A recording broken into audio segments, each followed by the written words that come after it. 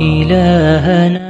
അള്ളാഹുവിനെ ആരാധിക്കാനായി ഭൂമിയിൽ ആദ്യമായി പണിത വിശുദ്ധ ഭവനമാണ് കഅബാലയം. അതെ, ഞാൻ ഇന്ന് പറയാൻ പോകുന്നത് കഅബയെ കുറിച്ചാണ്. കഥ തുടങ്ങുന്നത് അള്ളാഹു സ്വർഗത്തിൽ നിന്ന് ആദമിനെയും ഹവ്വയെയും പുറത്താക്കിയപ്പോൾ മുതലാണ്. അവർ വെവ്വേറെ സ്ഥലത്ത് വീണു. അവർ പരസ്പരം കണ്ടെത്താൻ ശ്രമിച്ചു. അവസാനം വർഷങ്ങൾക്ക് ശേഷം അവർ കണ്ടെത്തി. അറഫാത്ത് എന്ന മലക്ക് മുകളിലായിരുന്നു. അവർ അള്ളാഹുവിനോട് പ്രാർത്ഥിച്ചു. അങ്ങനെ കുറെ വർഷങ്ങൾ കഴിഞ്ഞു. ഒരിക്കൽ എബ്രാഹിം തന്റെ പുത്രൻ ഇസ്മായിലും ആ വഴിയിലൂടെ വന്നു. അവർ ആ സ്ഥലം കണ്ടു. അവിടെ ഒരു ആരാധനാലയം പണിയാൻ തീരുമാനിച്ചു. എല്ലാവരും അവിടെയാണ് അള്ളാഹുവിനോട് ആവശ്യങ്ങൾ ചോദിക്കേണ്ടത് എന്നവർ പറഞ്ഞു. ഒരു ചതുരത്തിലാണ് പണിയാൻ തീരുമാനിച്ചത്. പണി ഏകദേശം തീരാനായി. അപ്പോഴാണ് ഒരു കല്ലിന്റെ കുറവ് മാത്രം വന്നത്.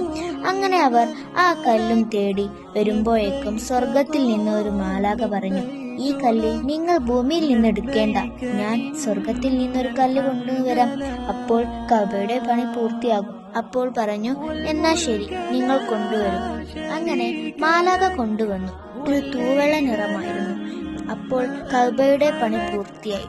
അപ്പോൾ അള്ളാഹു പറഞ്ഞു, ആരാധിക്കുമ്പോൾ ജനങ്ങൾ ഇപ്രകാരം കലിമ ചൊല്ലണം. ലബ്ബൈക അല്ലാഹുമ്മ ലബ്ബൈക ലബ്ബൈക ലാ ശരീക ലക ലബ്ബൈക ഇന്നൽ ഹംദ വന്നിഅമത ലക വൽ മുൽക് ലാ ശരീക ലക لبيك اللهم لبيك لبيك لا شريك